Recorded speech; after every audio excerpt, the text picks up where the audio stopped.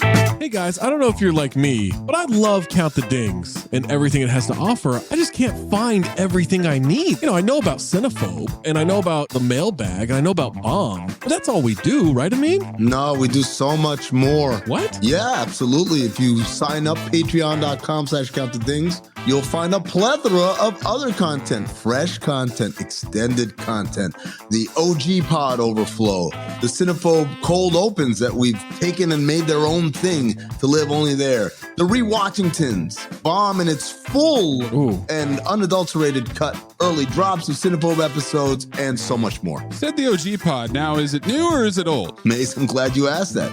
It is a new incarnation of the old OG pod. Oh. So it's me, Zach, Trey, Waz, Tom. I love those guys. Just like we always were. Going back to the True Hoop days, we're recreating that magic, recapturing it, and putting it back out. We're talking hoops, we're talking pop culture, and most importantly, we're talking for 40 minutes for free, but then another specific Patreon exclusive segment for every one of those episodes. Funny enough about that OG pod, you're getting Tom and Trey on Mondays. You're getting me and Waz, aka Zosny, on Wednesdays. Amin's floating in between. I'm a floater. You never know when you're going to get Amin in those, so you got to listen to them all. And what if I'm not sure what Maze looks like? Because I've always thought he's a fat man with a fedora. He's got a weird voice. How can I see for myself what this Maze character actually looks like? It's crazy you don't know the answer to this because it's the Cinephobe Pod YouTube page. What? The CT5s on the Cinephobe Pod YouTube page, you can look at all of us. You can get all the OG pods on YouTube too, at Count the Dings 1 on YouTube, at Cinephobe Pod on YouTube, patreon.com/Count the Dings gets you everything all in one feed. You can link it to your Spotify. And now enjoy the show. Hey listener, Underdog Fantasy is the easiest place to play fantasy sports. Also, the fastest growing fantasy app in the industry. You can play Pick'em, pick whether your favorite players will have a higher or lower total in each stat for this week's games for a chance to win big. You can actually win up to 100 times your money in a single night. That's right. I didn't say 10. I didn't say 20. Up to 100 times your money. Pick between 2 and 5 players, build a Pick'em entry. My favorite feature, you can make rivals picks. Pit 2 players against each other. Wembanyama versus Nikola Jokic. Tim Hardaway Jr. versus Norm Powell. Kawhi Leonard versus Steph Curry. Who knows? Maybe Grayson Allen versus Pat Connaughton. You get where I'm going with that. You can do it all with Underdog Fantasy. Make sure you sign up today with the promo code DING. That's DING, and get your first deposit doubled up to $100, as well as an instant Pick'em special. Visit underdogfantasy.com or find them in the App Store. And don't forget to register with our promo code DING, D-I-N-G, to get your first deposit doubled up to $100, as well as an instant Pick'em special. Must be 18 or older and present in a state where Underdog Fantasy operates. Terms apply. Concerned with your play? Call 1-800-522-4700 or visit www.ncpgambling.org. The comfort of your favorite seat is now your comfy car selling command center, thanks to Carvana. It doesn't get any better than this. Your favorite seat's the best spot in the house. Make it even better by entering your license plate or VIN and getting a real offer in minutes. There really is no place like home. And speaking of home, Carvana will pick up your car from yours after you finalize your offer. Visit Carvana.com or download the app and sell your car from your comfy place. Hey everyone, I'm Sean. And I'm Joe. And we are the hosts of The Horror Show, the show that dissects, mutilates, dismembers, and butchers all of your favorite and not so favorite cult classics and horror movies. We're talking about everything from Lori Loughlin dancing on a BMX bike in Rad, all the way over to 80s classics like Friday the 13th and Nightmare on Elm Street. Join us every week as we pick another movie that we try desperately to find the good in while laughing our way through the bad. And there's a lot of bad. Looking through his movies, he appears to just love frogs, because then we get Toad Warrior in 1996 and Max Hell Frog Warrior in 2002. So, not a fan of horror? Don't worry about it. Almost every episode is filled with personal anecdotes and jokes about all things entertainment. So join us every week on any of your favorite podcasting apps and services, or find us at IHateHorror.com or on Instagram at IHateHorror. Hello, I'm Paul Giamatti. And I'm Stephen Asma. Join us on the Chinwag podcast every Wednesday, where we trade the banal and the boring for the super strange and bizarre. They committed human sacrifice? I did bring up human sacrifice, yes. You sure did. That just went by fast. Kind of casually tossed that out. I would like to have an alien hatch its young inside. Holy shit, really? She saw world peace, and I saw demons coming out of the wall. I will say that there was a green couch outside of the principal's office, and you sat on it if you had lice or if you got in trouble. They wake you up from the goo pods to live in reality, and you're naked and screaming. It's like... Follow us for free on Apple Podcasts and all major podcast platforms. For more information, go to chinwagpod.fm. And find enlightenment through our Instagram or TikTok at chinwagpod, or on Twitter at chinwag_pod.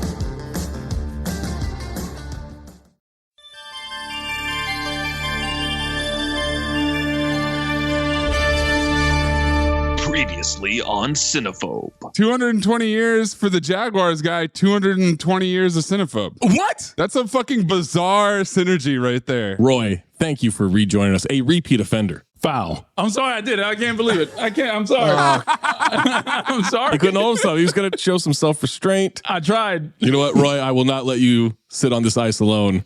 File. What's another example of a Die Hard ripoff? Speed? Does speed count? Speed counts. Well, it's everything. No, Speed is a what do you call it? Ripoff. It's a ripoff of Speed 2. And nothing. Woman says hi to JCVD. He has her take his daughter to meet Icy, the mascot. Maze, clip it. So icy, so icy. All these girls excited. Ooh, you know they like it. I'm so icy. Iceberg. Icy, big deal. Some fat guy in a ratty penguin suit. This kid's a shithead, man. Yeah, asshole. Fuck this kid. That blonde you're staring at? She's the fat guy. Film noir. Dun, dun, dun. John, I was trying to catch up with you in M&E. I'm Carla. Joan had to go home sick. Carla's voice, Amin did ask a pretty good question earlier. Please clarify. That was my question. This is a great fight. This is where everything turned to foul for everybody watching this movie. This fight scene is a golden dumpster. It's one of the best fight scenes we've had. They've used every single part of this goddamn kitchen. Foul. Like killing a buffalo. The slicer. The grill. The dicer. The fryer. The julienne.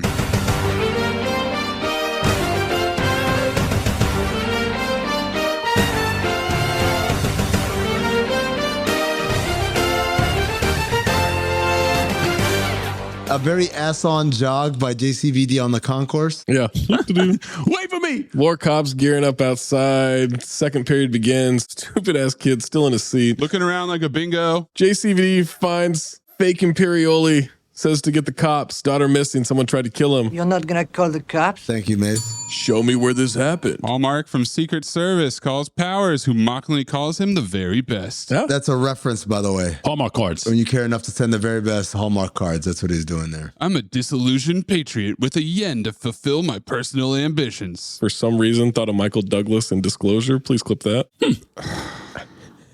What was that sign for? What am I clipping from Disclosure? Patriarchal urges. How? Okay. Why don't I just admit it? Why don't I be that guy, that evil white male you're all complaining about? I like it, that I can fuck everybody. Mom, stop it. Hey, Chow Min, come on down here, will you? I want to exercise my dominance. Scaring her. I'm getting a patriarchal urge. Tom, the children. Yeah, my children, all right? My children that I provide for and protect. He asked him how many are dead, one civilian, but the room is full of candidates. And I said, he's lying. That's a lie. He shot a bunch of people already. Shot a lot of people. A bunch of civilians, man. The chef was a civilian. The chef, the mayor's wife. Yeah, exactly. One pushing according to the plan that they had established. There's also this banter. Why do you guys tell everybody your Secret Service? If it's supposed to be a secret, don't tell anyone. What's the deal with Secret Service?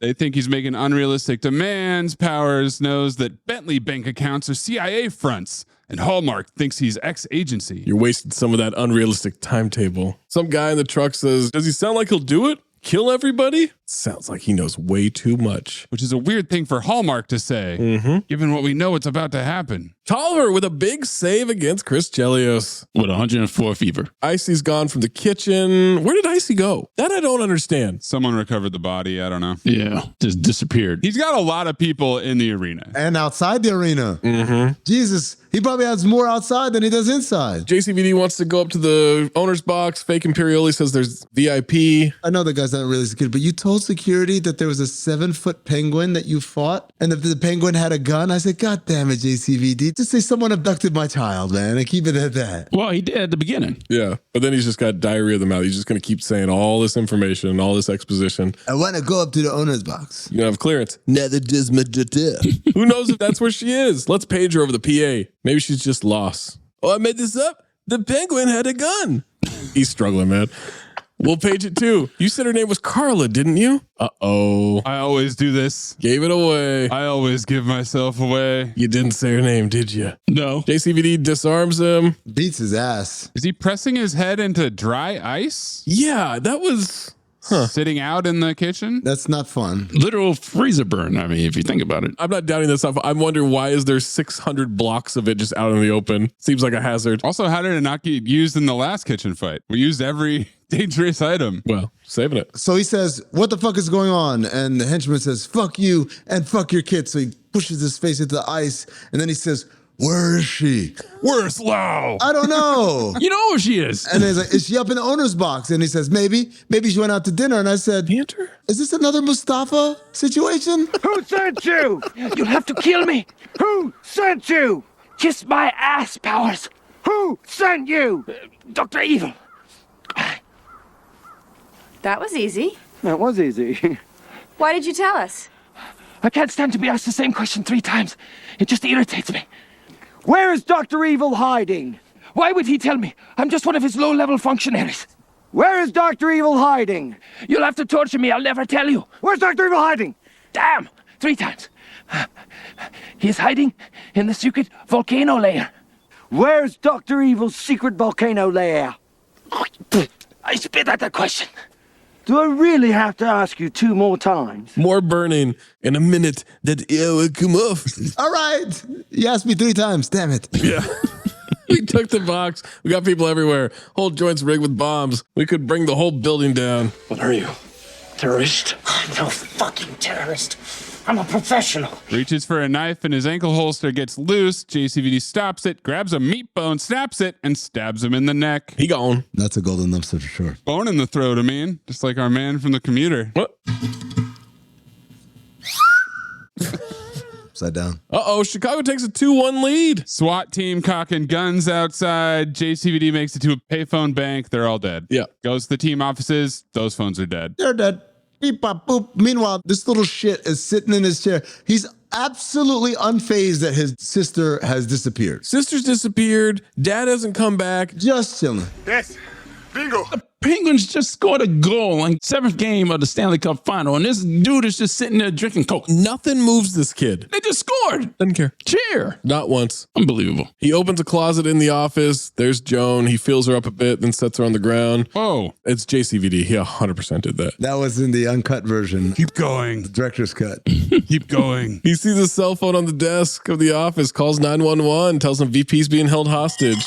That's a 20 CBS phone, man. Oh, absolutely. I swear to God, when I saw it under the papers, I thought it was a walkie-talkie. Same note too. Same. I had to change my note from walkie to cell phone. Cellular one over here. One of those old phones. Cellular one. That's a Qualcomm phone. That's what that is. Qualcomm. Exposition of the police. Sarge tells him to stay on the line. Hallmark calls him back. What's your situation? Lousy. Exposition. Tactical redundancy. Lousy. He's doing a type 5 while his fucking daughter's kidnapped. I love this line. Have you had any contact with the aggressors? I killed 2. Is that contact? TGT, baby. Yeah. He's never sounded more like young Frank Dukes in his life when he says, someone is holding the owner's box, including my kid. I was like, holy shit, man. You're going to cool the co-ops? What kind of a deal? What you guys gonna do about it? That is definitely second language type situation right there. Hallmark says they're evaluating the situation. There's no situation. They want money. A lot of it. Give it to them. Give it to them. If you fuck around and something happens to my kid. He thinks his kid is worth $1.7 billion? Yeah, sorry, man. This little bitch is gone. Oh, damn. Oh. I mean... I don't mean to do that to you. I mean, it's over. Do not try any kind of rescue. Do you understand me? Agents are entering. They're going to do it by the numbers. Right then, there's an explosion in the parking lot where they are. Rows of cars are exploding. Agents are on fire. Chain reaction. What number was that? 3? Is that TGT or banter? I think it's a little bit of both. That's both, yeah. Then he says, I'll find the bombs myself. And I wrote, I'll find the bombs myself? Well, he is a fireman, so... You're a cashier. You're a fucking fire marshal. Not even. He's a fire inspector. You're changing light bulbs. McCord, you can't do anything alone. I'm not alone. But he is alone. He's extremely alone. Pilkington's loving the explosions. Powers watching them operate doesn't give one much hope, does it? VP's sucking up to him even though they're all not there. Strategy? Shit, they fucked up. 2 men should have been in that kitchen, one with a clean geometrical line of fire to every square inch of the room. And everybody and everything going into that elevator should have been searched squat and flat. No covered tray should have been allowed up there without inspection. How long were you with the service? Still am. This is my vacation. Film noir. Counterfeit section. Money's good. You just can't spend it. Banter. This smug motherfucker. JCVD is drawing pretty pictures in that office. Pretty maps. Looks in the desk, finds lighter fluid and a lighter and a shoe bag, grabs it all and leaves. Zippo. Choppers above dropping in some federal agents. They get down to the roof. Puffy Shirt is watching and has a rocket launcher. CGI hits a chopper. Soldiers drop to the ground, land on a car. Ass off for the guy who falls to his death after they take the chopper out with the rocket launcher. He screams the entire way down. Perfect. Hallmark's pissed. Powers calls him, repeats what he said about the agents as he eats shrimp, hangs up. Penguins score again and tied at 2. Scratch my back with a hacksaw! This guy, Mike Lang, has such a drunk fucking face. A drunk face? Now, I know he's a hockey announcer. He has a drunk ass face. Well, he's an old man. Look at this. Look at this photograph.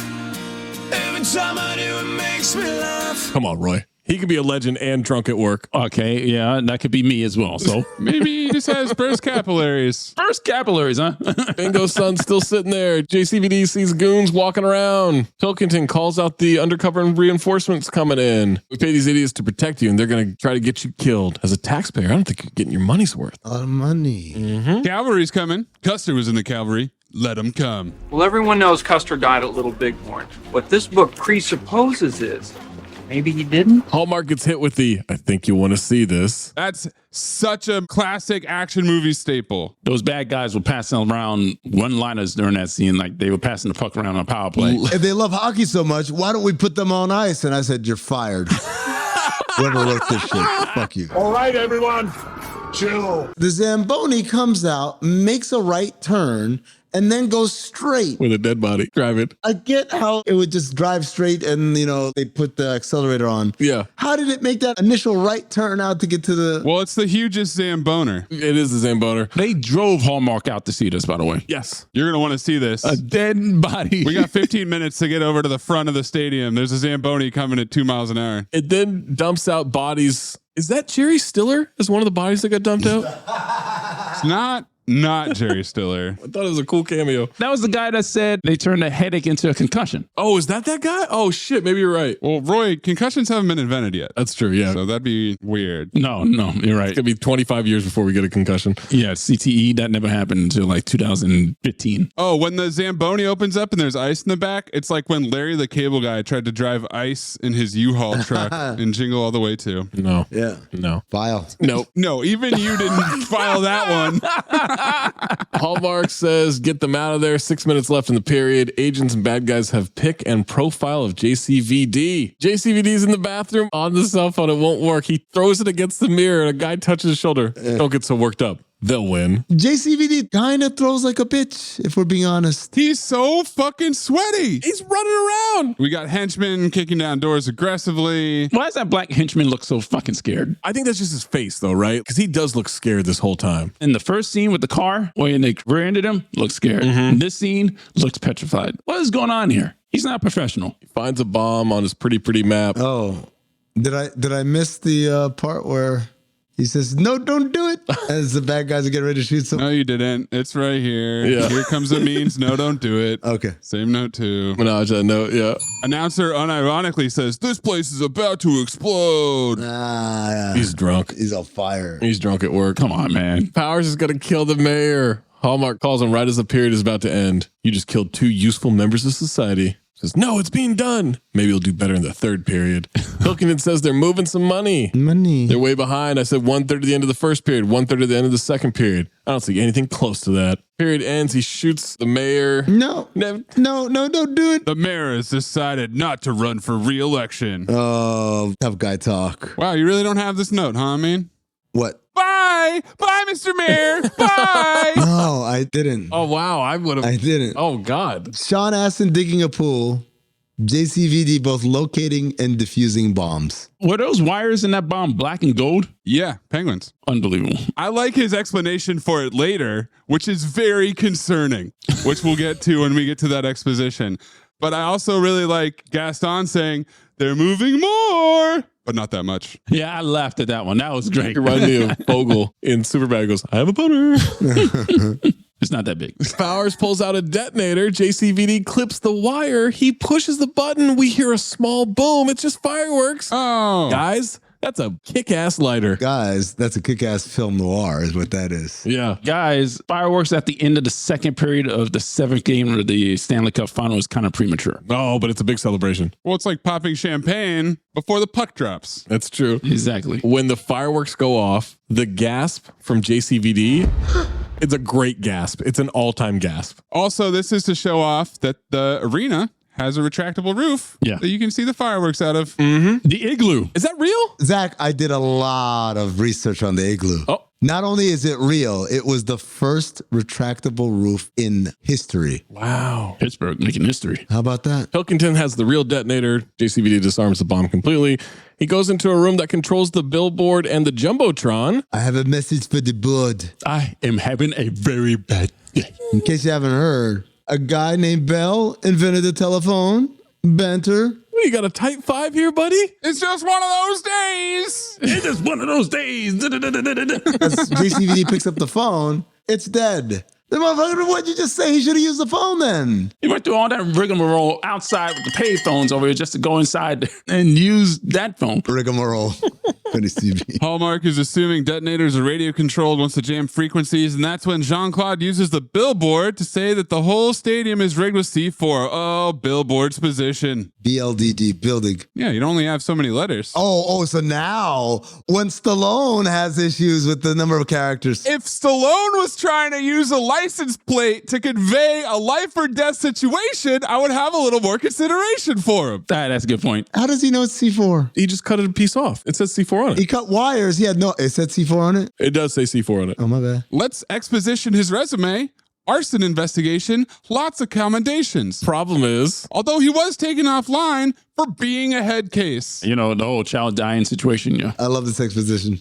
Pink Shirt uses the RPG to blow up the billboard from distance. That's a deep shot, man. Fucking Klay Thompson over here. From downtown. Why are we not sweeping the surrounding blocks? I get it. We can't go in the building without them killing people. Right. This guy's too good. Skyrocketing choppers and video boards and no one knows where he is. Time for the 3rd period. Bingo Tyler looking bored and confused. It's a close game too, man. Hallmark's going in. I'm going to walk in. If one solitary person triggers a deadly response, tell my ex-wife her gravy train went off the tracks. Gravy train coming. Golden dumpster, lock it in. I fucking knew it. This took me a second, but she's not going to get his alimony anymore, is what he's talking about. Yeah. And that is his dying wish. That's right. It's for her to know that. Gravy train derailed. So the new secret to Amin's golden dumpster is just to say something disparaging about your wife or ex-wife. Or woman. A woman. A woman, yeah. Woman. Or female. I had one of those today on the show. I don't think Lucy appreciated the joke. No. She's talking about this J-Lo movie. It's got a character who's in space. And I said, woman in space. If Jessica was there, she probably would have hit the Bane impression. Back in the kitchen. He goes to a tool station near the next bomb, grabs a fire extinguisher, tools, saws a pipe, attaches a rubber tube. Tools, duct tape, zip ties, and gloves. I have to have my tools. This motherfucker's MacGyver. Yep, same note too. He's running this thing through his sleeve. He's got a nail in the tube, walks through, finds the penguin toys from earlier, finds another bomb, cuts out the C4, disarms the trigger, walks away right into a goon with a gun pointed right at him. Shows him the C4, tells him to be careful. The most powerful plastic explosive in the world. Dangerous plastic explosive in the world. This goon has a potato gun aimed at him. He does. That is a fucking massive potato gun. Save it. No detonator, no kaboom. Everybody's an expert. Banter. It is a horse race for horsemen. Bye-bye. The bye-bye man. He points his sleeve at the guy, fires that nail into his throat. Bye-bye. Bye-bye. The bye-bye man. Another guy cocks a gun. He tries the most powerful plastic explosive in the world line again. And that's when Hallmark punches out the goon. As he makes himself apparent from around the corner, he looks at him and he does the line a third time. Do you believe me about the explosives? Golden dumpster, new golden dumpster. Wow. I didn't know he could do funny. That was legitimately funny. Like the idea, I'm just going to try this line a third time. Maybe it'll work. Well, he's been building up 10 years to this movie, according to that review. Jean-Claude punches the shit out of Hallmark. That's for doing your job half-assed and putting my daughter's life in danger. I said, does that mean we get to punch you? Oh. And putting my daughter's life in danger. And the vice presidents. How did you happen to come down here? He saw those two, followed him. Part of his job, recognizing who's out of place and who isn't. They didn't seem interested in hockey. How'd you kill that guy? Magic? Banter. Jean-Claude is guessing where the C4 is placed based on where he'd put C4 if he wanted to bring the building down, causing the most structural damage. A structural engineer over here. He said that to a Secret Service agent. Same note too, Roy. And yes, I see what you guys are doing here. He absolutely should jump up to suspect number one on all of this. Yes. And there's the last name. And there's the last name. Let's hope I know what I'm doing. Tells Hallmark his son is here, where he's sitting. I'll be there. That stamped diddler guard jumps in and says, so will I. I'll go over there too. Goon starts shooting at him. Hockey keeps going. Hey, listener, Zach Harper here from Cinephobe. Yeah, that podcast. It's a good one. Ascertain. Telling you right now, Prize Picks. That's the way to go.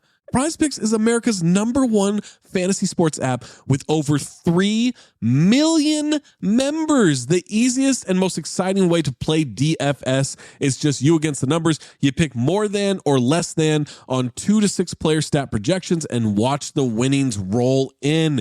It's demon time. That's right. You're asking, what does that mean? It's demon time. I'll tell you. Demons and Goblins, the newest and most exciting way to play at Prize Picks. Squares marked with red demons or green goblins get you different payouts. You can now win up to 100 times your money with as little as 4 correct picks. That's insane. That's insane of Prize Picks to do. You know what else is insane? They offer injury insurance so that your entries stay in play even if one of your players gets injured. For football and basketball games, if you have a player who exits the game in the first half and does not return in the second, that player projection won't count against you and the rest of your entry stays alive. Prize Picks is the only DFS platform with an injury insurance policy. And by the way, they now offer Apple Pay for quick and easy deposits into your account this football, basketball, any season you're playing. Me personally, I'm taking more than points on Joel Embiid all the time. I'm taking more than assists on Tyrese Halliburton. I'm taking less than points on Jordan Poole. Those seem to be the easy money makers for you. You're probably wondering, Zach, how do I get involved in this? You go to prizepicks.com/ding and use code DING, D-I-N-G, for a first deposit match up to $100. That's prizepicks.com/ding. Use code DING, D-I-N-G, for a first deposit match up to $100. Prize Picks, pick more, pick less. It's that easy. Hello, listener. Have you ever used ButcherBox? I don't know if you know this about me, but I used to be a butcher. I used to work at an unnamed grocery store. I used to be that tall man behind the counter in your neighborhood, cutting up meat and preparing seafood for you. And I know that it can be a stressful situation. I know that it can be crowded. You have to wait your turn. You have to know what you want. You feel rushed. Sometimes you might think that your butcher has a bad attitude. I don't know. Happened to a friend. Couldn't possibly be me. But that's why I love ButcherBox. ButcherBox brings you peace of mind. You can easily find high quality beef, chicken, pork that you can trust is humanely raised. There's no antibiotics or added hormones. There's the ultimate convenience of not having to deal with butchers or the crowded meat counter after a long day at work. It's delivered right to your doorstep. There's always free shipping, and there's incredible value. You're getting really high quality products at an amazing value. You get exclusive member deals. You get recipe inspiration, guides, hacks. A little hack from my butcher experience. The petite top sirloin, which is about half the price of the New York steak, is a very similar cut with a fat cap on one side, and you get very good tenderness out of the petite sirloin. If you've ever been to a Brazilian steakhouse and you see them talking about picanha, that's the petite sirloin. With ButcherBox, I'm always prepared. I always have meat on deck for a grill and chill, a cookout, or just making dinner at home. And I'm saving a ton of money from shopping at the grocery store all the time. Now, I know what you're thinking. That's great, but what's my reward for signing up for ButcherBox? Well, I'm glad you asked, because if you sign up at butcherbox.com/dings and use code DINGS, DINGS, you will get free ground beef for life. For life. Enough ground beef to fill the Nile, plus $20 off your first box. That's butcherbox.com/dings. When you listen to Nobody Listens to Paula Poundstone, the comedy podcast, you get a belly full of laughs and a head full of real information. Our gallimaufry of expert guests answer questions on stuff adults need to know. I have mold in my dwelling. What do I do? What's gerrymandering? What happens chemically when I fall in love? How do I handle a parent-teacher conference? What are microbes? Listen to Nobody Listens to Paula Poundstone. Solve problems, get laughs. r/ is a hilarious podcast where Dabney Bailey uses ridiculous voices and emotions to read aloud the week's craziest Reddit posts. He reenacts various Reddit threads covering wild stories and secrets, petty revenge, relationships, and much more. So if you're looking for a daily distraction and a laugh, check out r/ wherever you get your podcasts. More money's moved, $400 million to a bank in Madrid, $300 million to Virgin Islands. Banco Popular in the Virgin Islands. And I said, Louis Pinnock. Now this guy's a Louis Pinnock. Yes. And he reminds me of my man from Airplane. Oh, yeah. The guy in the control tower? The little assistant is like, what do you make of this? Oh, let's see, I could make a hat. Or That was Johnny, right? Yeah, Johnny. And Leon is getting larger. It's not quite, but it's almost the same bank that they go to in Assassins. Oh. It's very close, yes. The vice president says it's being tracked. They'll never get their hands on it. But Powers is going to keep transferring over and over. And they're going to walk away with $500 million. Jargon's position on money laundering that I just didn't need. Mm-hmm. Thanks to the incredibly vast and complicated world of banking that our CIA uses to such advantage. That $500 million will be lost. That talked money, man. So $1.2 billion is going to be a diversion. I only wanted to pay off my American Express. Golden dumpster for that line. This is like the scheme in Office Space, where they're just going to skim a penny off of each transaction and then... Yeah, just the decimal point. All of a sudden, they got a shitload of money. That's from Superman 3. Never seen it? That's the joke in Office Space. It's like, oh, like Superman 3. Ah, yes. Oh, so it's the Gunter Gleben Glauben Gluben effect? Oh, nice new category. You wouldn't be so generous with this information if you weren't planning to kill everyone here. He wonders who gets the Stanley Cup if he blows up the building. The Hall of Fame. Spoiler alert, nobody. Somehow it's still going to be Sidney Crosby, Roy. God damn it. Why would you do that to me? But here's a good question. If you blow up the building and you blow up these teams, the losers of the conference finals now should have to play for it, right? That is a good point. You're absolutely right. No. I think that each of those franchises, if a team dies, they have this thing called the calamity draft or some shit like that. Yeah. It's like an expansion draft. So they rebuild the teams? Yep, they rebuild. Wow. And now these expansion rosters essentially are going to play a sudden death period? They restart from that point of the game. This sounds like a movie, guys. Wow. I don't hate that idea. Yeah, I watch that movie. Where's the sequel? Sudden death too. Too sudden, too death. Death too sudden. Powers gets a phone call. Not on the phone. You know they got the frequency by now. What kind of freaky shit are you up to, my man? Film noir. He's meeting with Hallmark. That was a pretty big film noir for me. That film noir, by the way, was a layover because that plane landed and then took off again. That's a first. I've never had a connecting flight on a Cinephobe episode. Thanks, Roy. Yeah, no problem. Tells him JCVD is disarming the bombs. Is he guessing? He's a pretty good guesser. Is he alone? Yeah. Why didn't you kill him? Alone. Two of your goons started firing us. He ran off. All I could do keep from getting my own ass shot off. Fluffing of the blame. I would have had him if you had a little more control over your men. Hallmark's gonna go get Bingo Tyler. Power says, bring him to me. I always wanted a son. I don't think that's how that works. Who's that man? Step Poppy talk? He already has a stepdad. What's going on? I said tension? Yeah. What is that about? Hallmark walks up to the Bingo's son. Pretty exciting game, huh? How come you know my name? Your dad and I are friends. He asked me to come get you. He and your sister got invited up to the owner's box. Way up there. They got big soft chairs and plenty to eat. My dad told me to stay here, even if the building fell down. It's true. And then the guy with a puck on his head. A puckhead. This is Puckhead.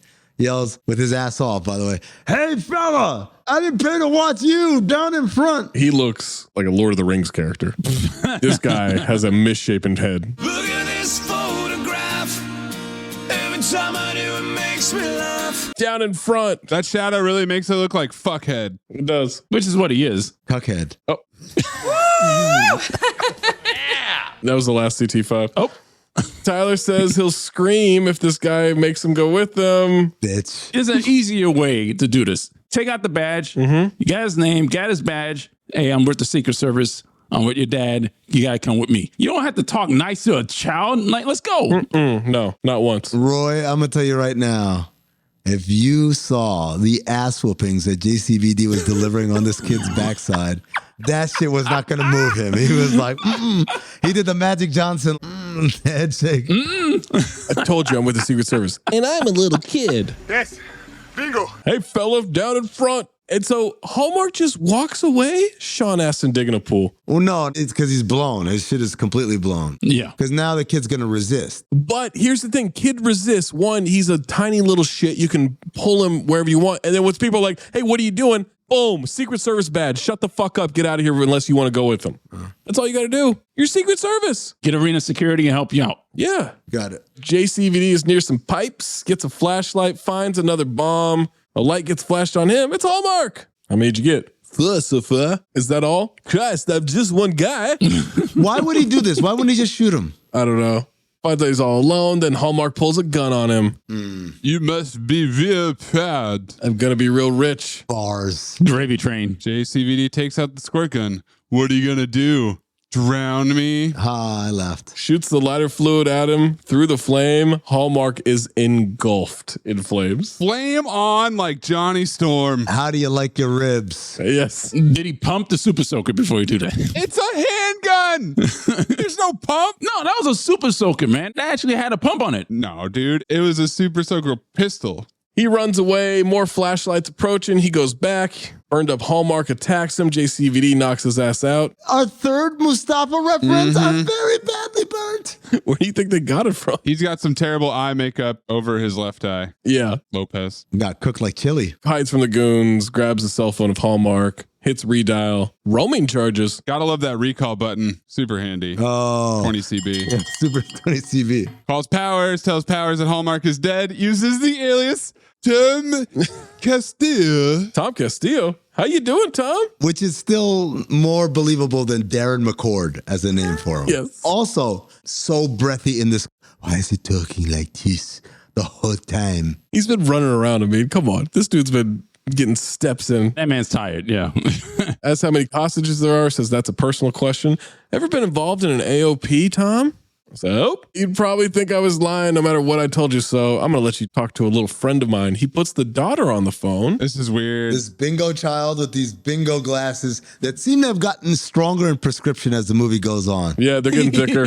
He has her count how many people. She looks around, the most obvious, nodding. 2, 3, 4, 5. She counts 12. Powers grabs the phone. Isn't that sweet? She included me. Listen to me.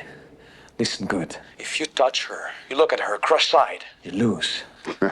How do you figure that, fireman? Okay, here's the game, and here are the rules. You've got your hostages, and you've got your bombs, so you can get your money. I'm gonna try to stop you, but I don't want anyone to get hurt. You stop me, you win. I get your bombs, I win. That's the game we're gonna play, you piece of shit. Now, if you touch her, the game's off. Then I'll come after you. You'll have to kill me in front of everybody in this arena. There will be panic. The Secret Service, SWAT, the fucking Navy will have to come in here. Then you don't get your money. You lose, pal. Well, that's not bad for a civil servant. Oh, by the way, in the Secret Service, AOP is assault on principal. In this case, our esteemed vice president. I don't give a shit. Ooh, now, Tom, come on. If we're gonna play, you got to play nice. So you go run your little ass off. I know where the bombs are, so I know where you're going. Then come and get me. Great tough guy talk between the villain and the good guy. Would you like a glass of wine or a cigarette? It's customary to offer these minor vices to someone before they die. This makes the vice president offended and he lunges? Yeah, you're offering a child a cigarette and wine. That's illegal. Because that's too far for the vice president. Yeah, that's too far. Emily says, I'm not afraid of you. Oh, sure you are. I'm the scariest person you've ever met. You're the meanest. Am I now? How do you suppose I got that way? Maybe when you were born, you had something wrong with your brain. Yes.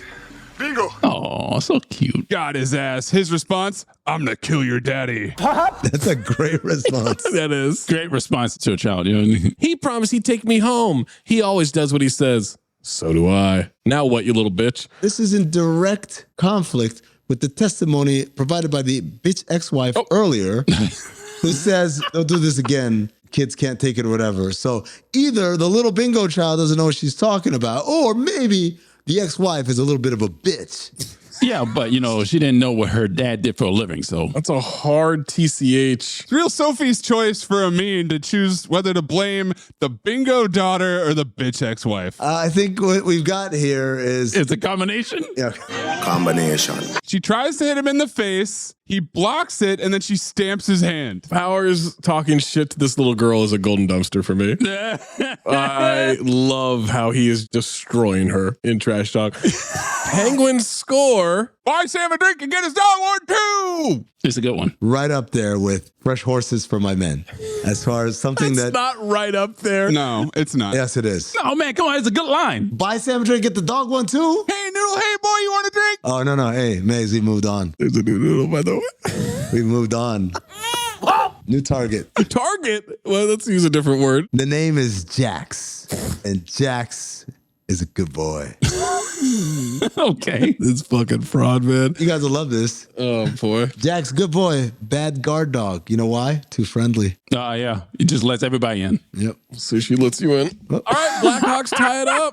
They equalized really fast. It's literally goal. Jean-Claude running around the bowels of the arena, goal. Quick response. Exposition once again about Tolliver's 104-degree temperature. Tolliver is about to shit himself. He is in rough shape, man. He's incredibly ass on. What? I don't feel so good. You know, he's got 104 fever. I'm not buying it from the performance.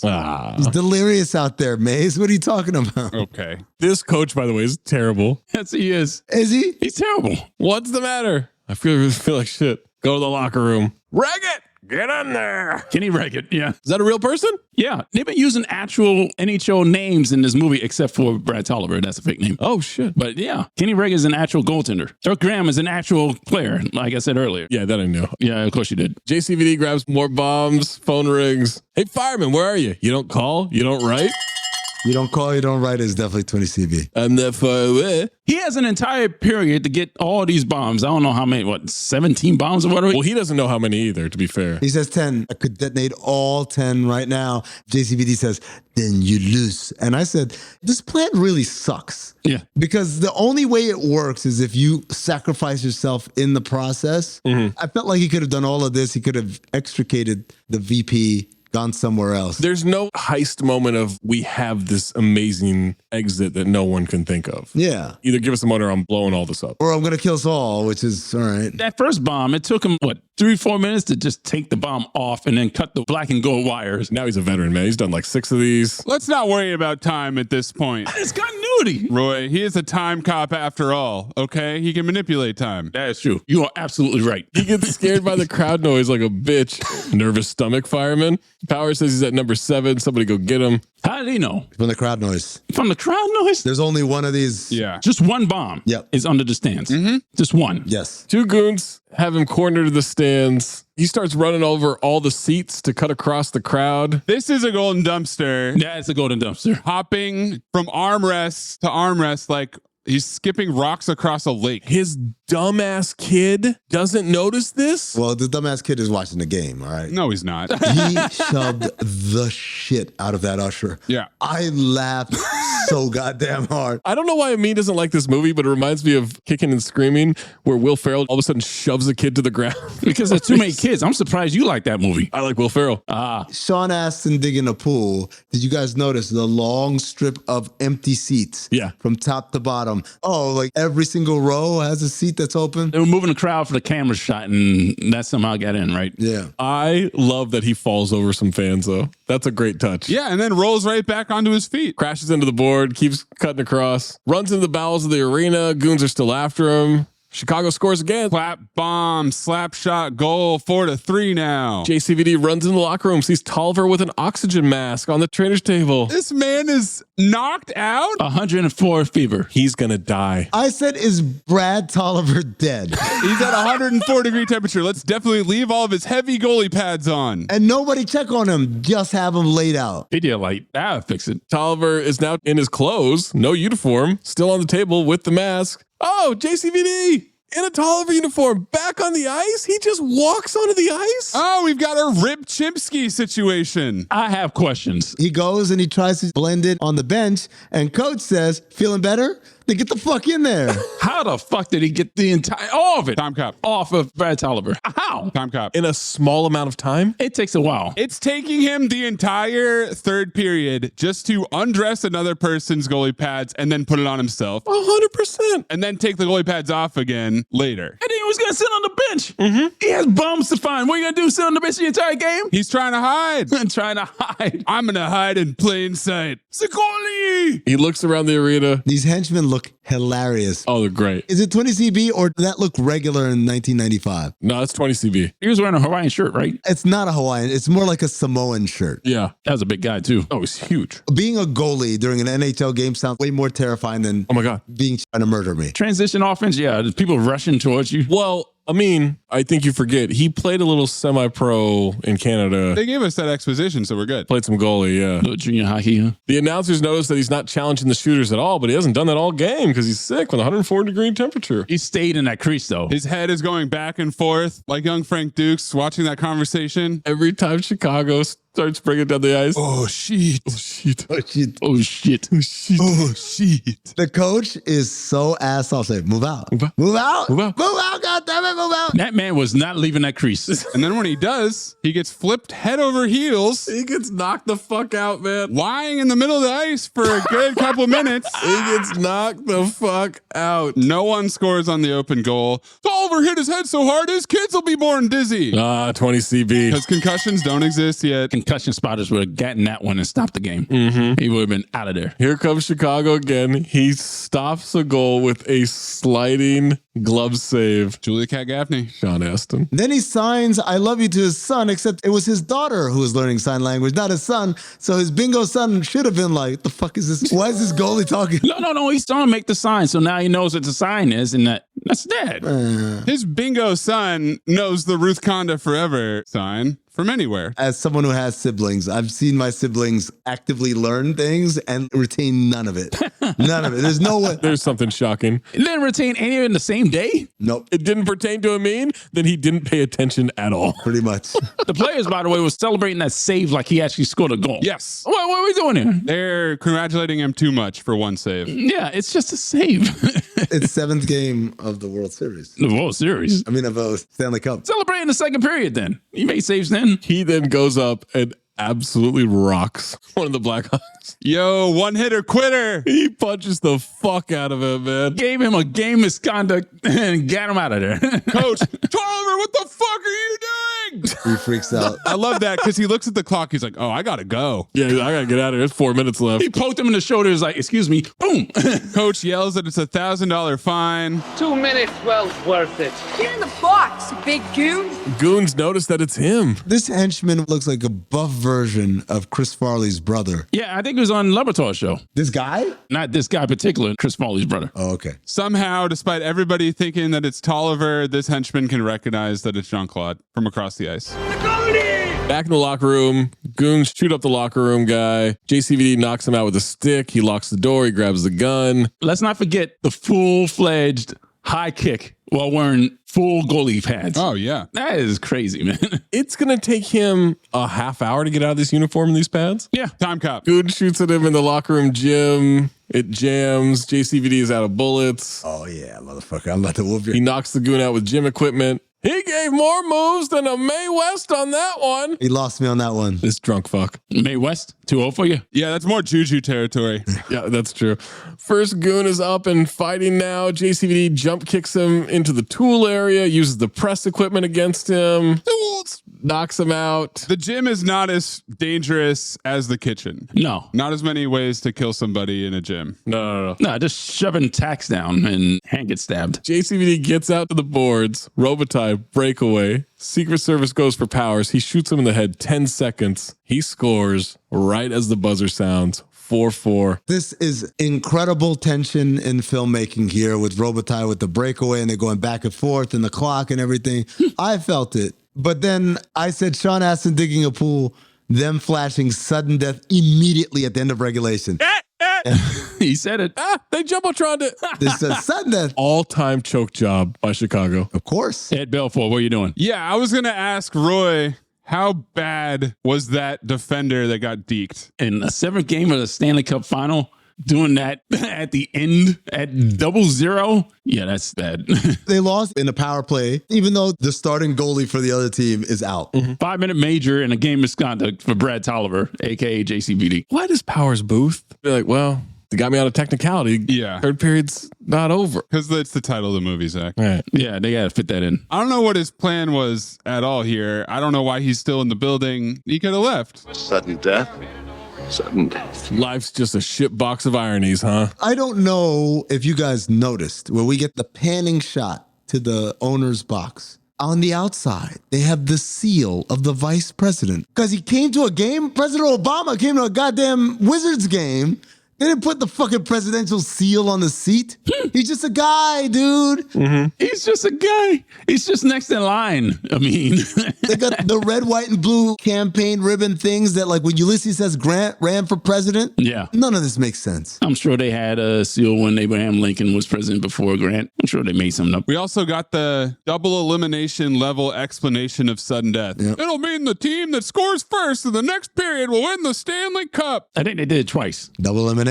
Yeah, exactly. Powers would hate to see them waste this extra time. JCVD back to the bowels of the arena, doing another science experiment. Wait a second. Hold the phone. Baking soda. I got baking soda. Hallmark 2.0 is stressed in the parking lot. Hallmark's understudy. Yeah. Who is now ascended to acting head of the Secret Service. Where the fuck did he get a grappling hook? He made one? I don't know. What? Is this a monorail track around the stadium? Great question. What kind of homegrown terrorism is happening here? Professionals. He's moving up that thing like Ed. This dude is in full chimp mode. Why is he climbing to the top of the arena? Why would your dad? Sudden death still in all caps on the scoreboard. We see the satellite dish from the RV in Judgment Night up on top of the stadium. We get a lot of tactical redundancy about sudden death being double elimination. He's now up top. There's a goon up there. He hangs down. I love this henchman with the gun. Has he been there the whole time? Yeah. He's just waiting. Then he's got to be sneaky. We hear the howling wind as he hangs and sidles along the platform, gets behind the henchman, knocks him down, disarms him, beating the shit out of him, kicks the guy off the platform. He screams as he slides down the dome. The second great scream by a falling man. And not a Wilhelm scream. Is Carl Pilkington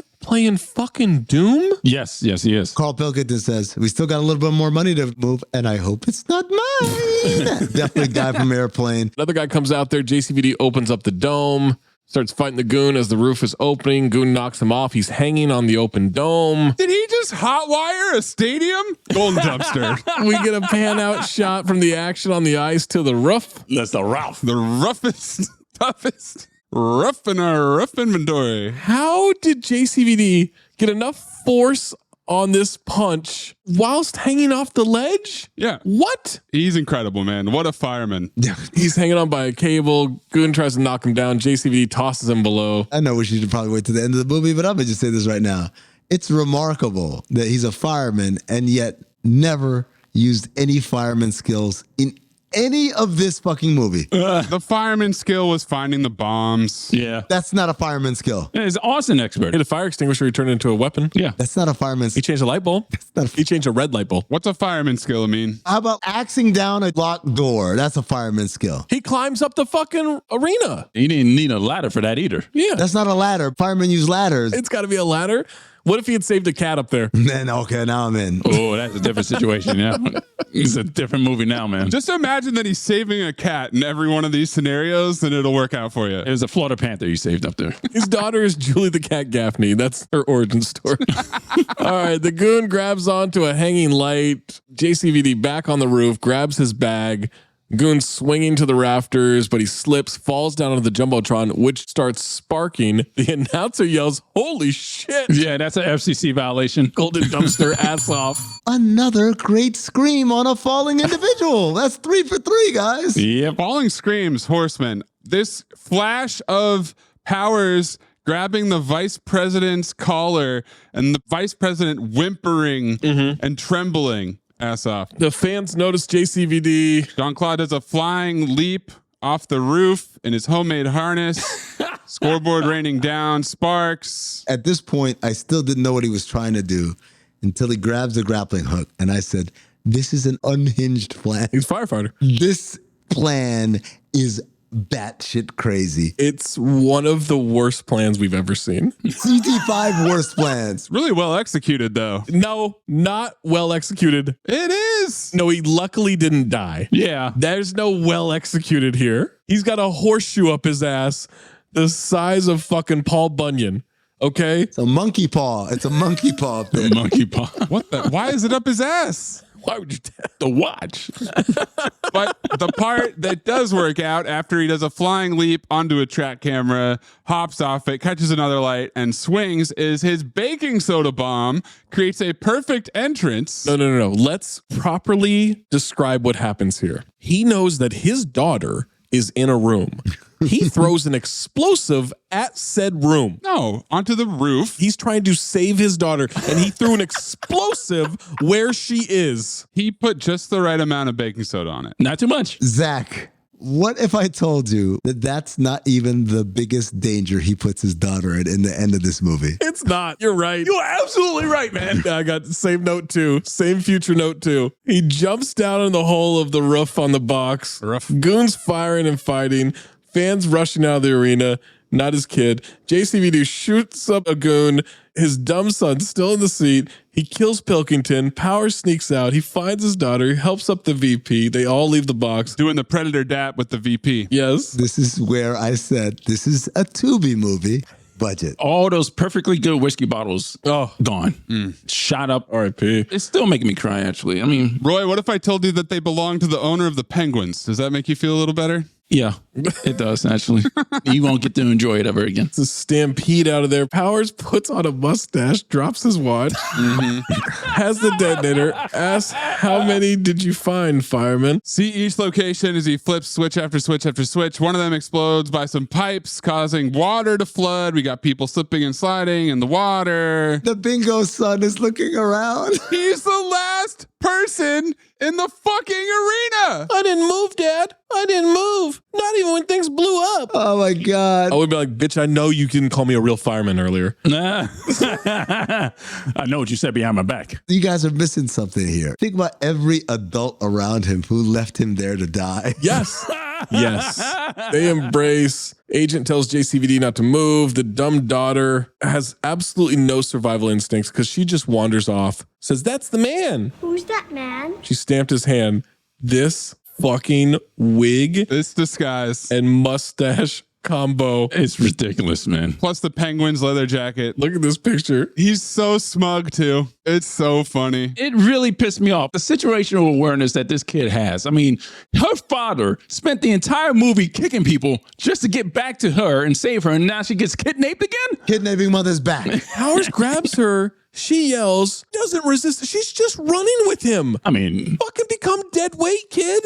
What are you doing? He's strong. Ass off for Powers in this wig and mustache. JCVD officially a bad dad because he just leaves his son. Yeah, he wasn't paying attention at all. No, he told the Secret Service or whoever that was to stay with him. Secret Service, who we know has been infiltrated. The same Secret Service that turned on him. You can trust Secret Service. Agent Sacco or Flacco or whatever the fuck his name is. Agent Flacco. He's trying to get through the crowd like the wildebeest stampede and the Lion King. Powers is taking her up the stairs to the roof. Helicopter's up there. Shanks is in the helicopter. Pink shirt. Shanks lowers the ladder. Yeah. Jean-Claude does a flying leap, tackles Powers. There's a point where they're fighting and she cowers in fear. I just sent the picture. I have no note other than bingo. Maze bingo mode.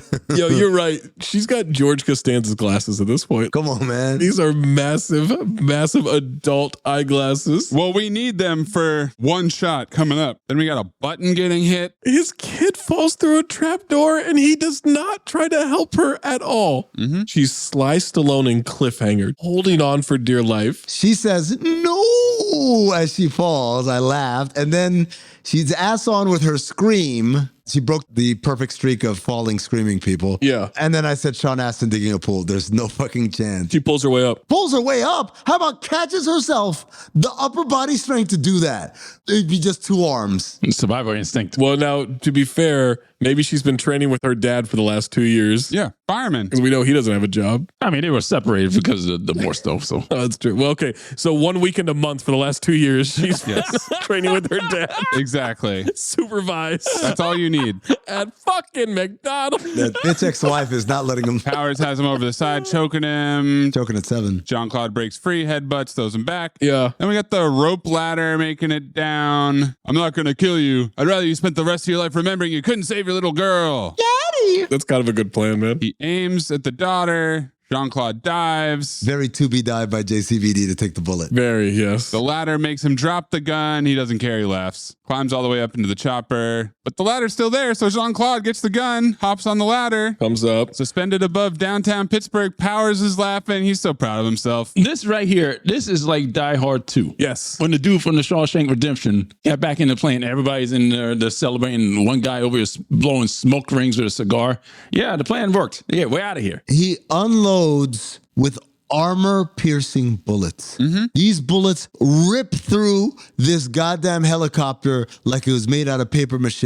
A commercial-grade helicopter. Exploding through goddamn Puerto Rican Shanks and his ugly shirt, killing the helicopter pilot. This shit. Who then, rigor mortis, grips the joystick, leans back, thus making the helicopter inverted like fucking Denzel in flight. Perpendicular. But slowly. And it does not move from being exactly upright for the rest of the movie. 90 degrees. Well, to be fair, they only had so much CGI to work with here. Is that CGI or is that a cutout? Yes. Superimposed onto this movie? Oh, no. Maze, that's obviously the best computer work possible. I will remind you, Jurassic Park came out a year ago. How the fuck did we end up with back-to-back movies with the fakest looking helicopter I've ever seen lowering down into a sports stadium in the climax? What the fuck? Helicopter month. Helicopter month is back. Get to the chopper! Here's the problem. Even if it looked super realistic and wasn't moving at 7 feet an hour or whatever, dude, your daughter is right there. He's a bad dad. It could have crashed into her. It could have crashed into the little platform she was on, thus dropping her. It could have sliced her up like a Ginsu knife. Or like a penguin mascot head and an overhead fan, you know? Let me tell you something about this scene, though. Everything's in slow motion. And then there was a Wile E. Coyote fall into the cavern whistle. Yes. And the reflection off of her glasses when this helicopter is falling. Oh, she looked like Firestarter. Looked like Drew Barrymore. That's a great shot. That's why you get those big glasses, man. So you have extra room for reflection. Mace, are you asserting that in wardrobe, she had regular glasses and they shot the scene? Like, I fucking can't see the reflection. Can we get her some bigger glasses? Bigger. And then they came out. We got these off at the Seinfeld lot. Perfect. Exactly. Nope. Now these. Okay. These. Perfect. These go in the what were you thinking column. Ace, you need to pick a pair. We need to move on. Nope. I can't just pick a pair.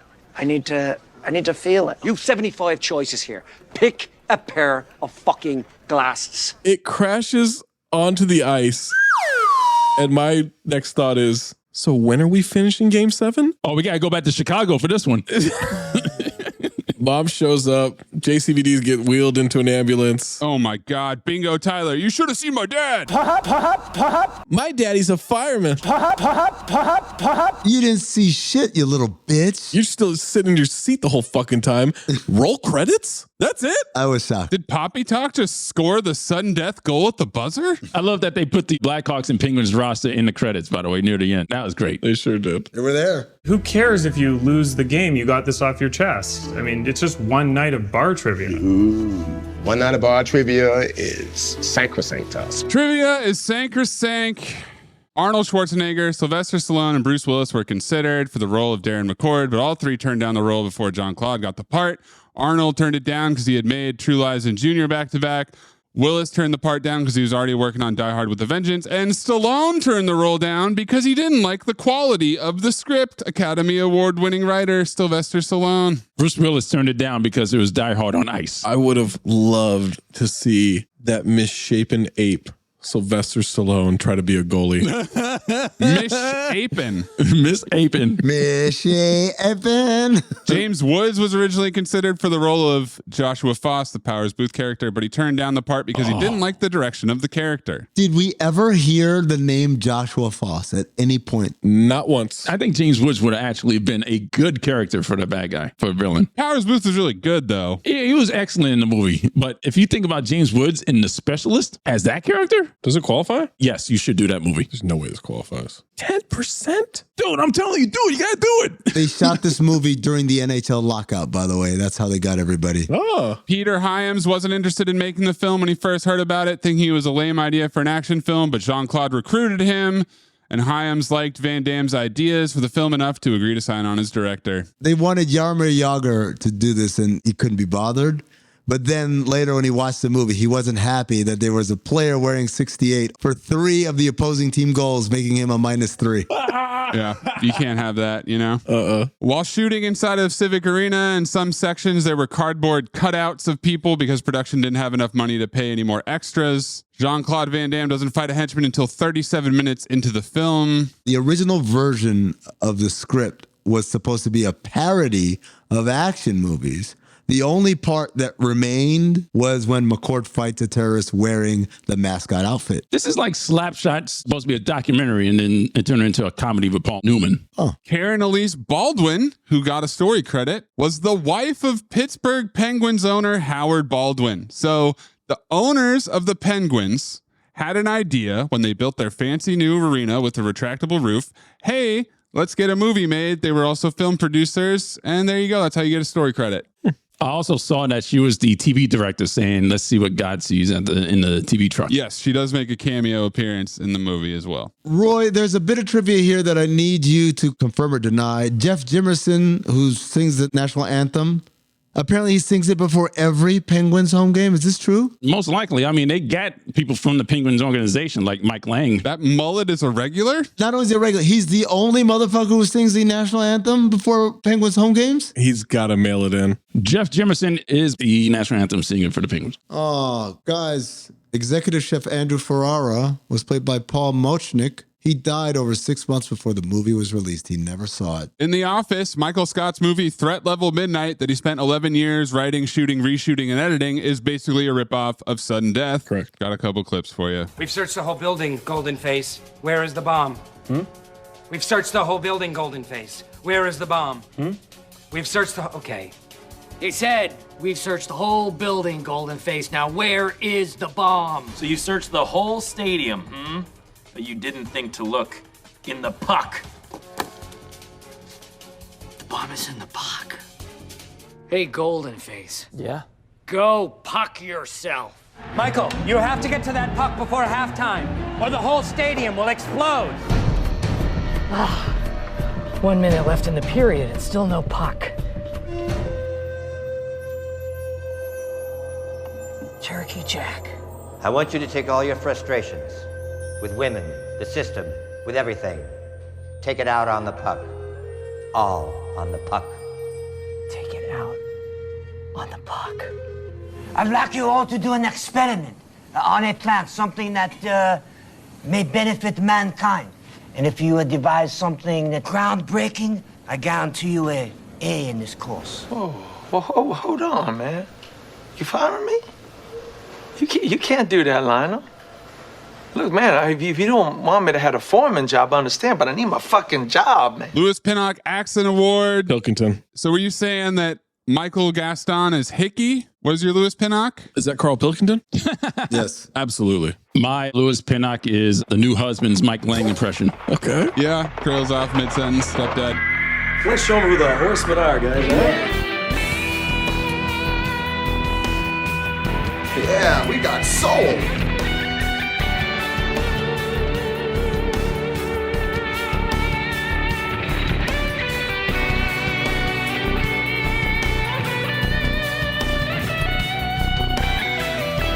Five Horsemen, Silencers, Exposition. I have Mustafa. Falling Screams. Banter. Poppy Talk. TGT. What do you guys think? I'm going with exposition. I mean, there's a fuckload of it. They created characters just to do exposition. The ex-wife and the new husband, that's exposition right there. I don't know, man. I think Poppy Talk is... Poppy Talk's pretty heavy. Poppy Talk does make a strong finish. My daddy. Like, there's a lot of daddy talk in there. When Powers Booth says, I've always wanted a son. That's right, yeah. Yeah. Yeah, I'm good with Poppy Talk. Oh, I'm sorry. There's another Horseman. 7th game of the Stanley Cup Finals. Oh. It's said so many times. Yeah, there you go. We found it. 7th game. That's what it is. Yeah. Yeah, absolutely. 7th game. Breathe in through nose, out the mouth. Ass on, ass off. Teddy Rex, Moosey Teddy Rex. Teddy Rex, Moosey Teddy Rex. Ass on, fuck it, ass off.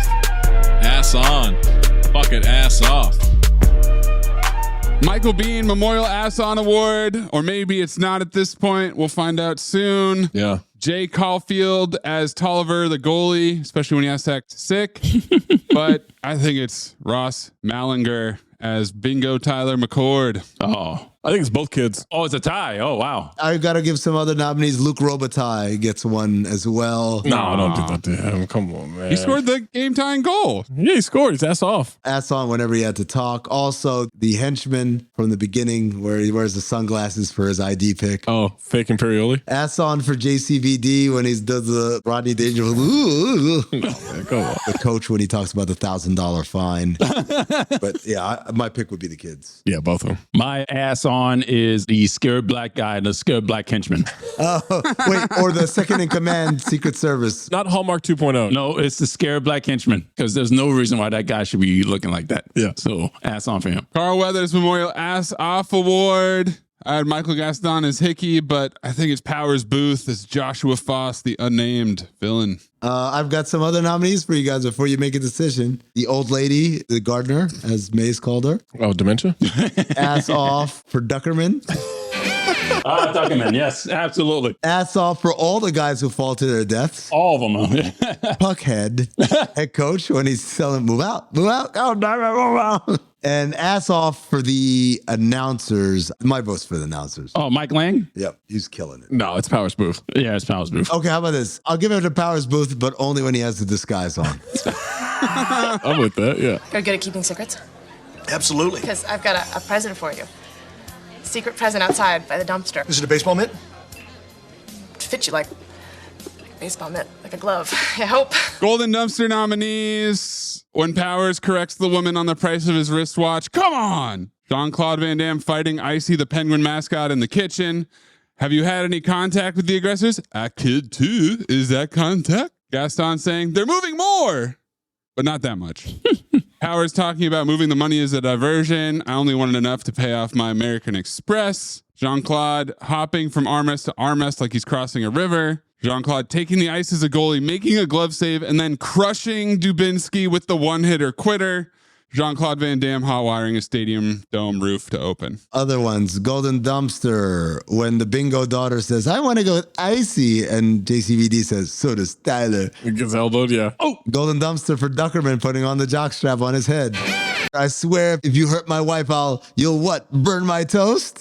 And then hang up. What do you want? World peace and end to bigotry and no more mini malls. The fight scene consisting almost exclusively of nothing but kicks. Stabbing the henchman with a chicken bone in the neck. When he stabbed him with that chicken bone, he was like, yeah, you ass off. And he just beat it out. Sudden death, you might say. Hey, he said it. The slow ass helicopter crash. But I've got two finalist guys, and I'm really, really at my wit's end here. Oh, wow. On the one hand, I've got, this is the most powerful plastic explosive in the world. On the other hand, we already know what it's going to be. We know what it is. Tell my ex-wife her gravy train went off the tracks. It's that. You know why I'm picking that one? Because you're a misogynist? I'm going to tell you why. Yeah, we all know. No. 220 years. It's because when he says it, it's a disembodied voice. We don't see him say it. We just hear it. And that's the slimmest of margins, ladies and gentlemen. Ah, yes. Disembodied misogyny that no one can track back to who said it.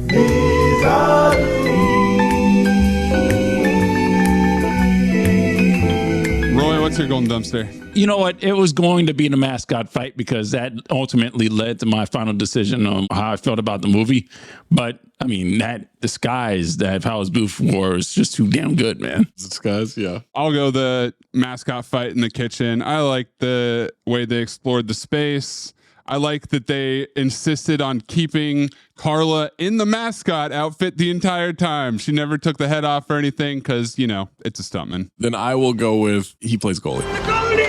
It's incredible. I went with the goalie film noir from D2 The Mighty Ducks. So, you know, I love a goalie film noir. I like Powers Booth just talking shit to a 7-year-old, but it's going to be JCVD playing goalie. The punch puts it over the top. By the way, in Mighty Ducks 2, when they had to go into going out and skating with the other team, that's a penalty. Roy, you can't cross the center line as a goaltender. Roy, that's a penalty. He wasn't on the roster. Let's not get bogged down with the rules of the Mighty Ducks 2. Also, I'm pretty sure you can't have your coach show up drunk in the third period. Yeah. There are a lot of rules that get overlooked here. Yeah, that's true. With the fucking duck whistle. Well, Zach, you already filed it, motherfucker. Motherfucker. I like that. Fober file. Still a file. Roy? You already know my answer. I gave it early in the episode. It's a foul. It's such an easy file. Oh my God. This is a great 90s action movie. Come on, man. This is what Cinephobe was made for. It's a file. Yes, it was. I think the most interesting part for me, having never seen this before, was the fact that it was all at the game except for that weird cold open where he has that kid die in his arms. Yeah, and going to the ex-wife's house. We're already getting ready for game time. They show an establishing shot of the stadium. It's about the game. Sweep it. Sweep it. Wow. When's the last time we had a sweep? Probably the last time I was on. Feels like it. Judgment Night. Balls of Fury. We got some good stuff. What a good run here. Yeah, look at that. World peace. Everybody's agreeing with each other. Yeah. You can send us your Fober file, your golden dumpster, ass on, ass off. 5 Horsemen, Louis Pinnock, Plot Liftoff, at Talk Hoops, at Darth Amin, at Corn Puzzle, at Roy Belly, at Cinephobe Pod, at Count the Dings on social medias. Roy, what can we promote for you? Okay, we have Because Miami, which everybody hates because Miami. That's a selling point. It's political. So yeah, it's a hate listen. And the hockey show with me and David Jork of the Hockey News. How about that? Hockey movie, hockey pod, hockey wife, hockey life. Thank you to Roy Bellamy for joining Jean-Claude Van Damme in the Six Timers Club for repeat offenders. Thank you for having me. Oh, by the way, the Dan Lobato show was still got. I forgot about that. Oh yeah, that one too. Yeah. Next time we make love, you introduce me to Jade.